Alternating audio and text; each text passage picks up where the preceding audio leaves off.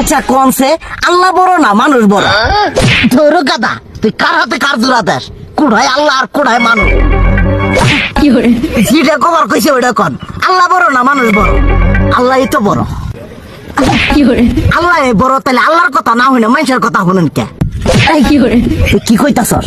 কি এর আল্লাহর কথা মানে না মানুষের কথা মানে? হ্যাঁ, কি আর মানুষের কথা শুনেন তাই না? আমনে যে ওই দিনকে ডায়াবেটিসের রোগ নিয়ে যে হাসপাতালে গেলেন, ডাক্তার আপনার কত কিছু খাবার না করলো, সব কিছু না খাই এখন চলতেছেন।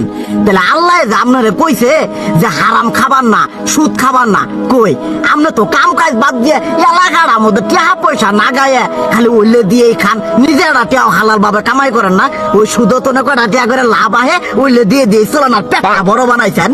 শুনেন একটা কথা কই, হারামের কোনোদিন আরাম নাই।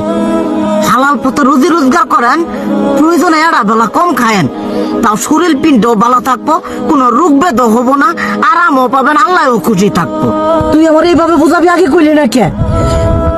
আসলে এই বিষয়টা তো আমি কখনো মাথায় এইভাবে নিইনি যে আমাদের কখনো ডাক্তার নিষেধ করলে ঠিকই আমরা নিষেধ মানি, কিন্তু উপর আলাদা কত কিছু নিষেধ করে দিয়ে সেটা মানি না।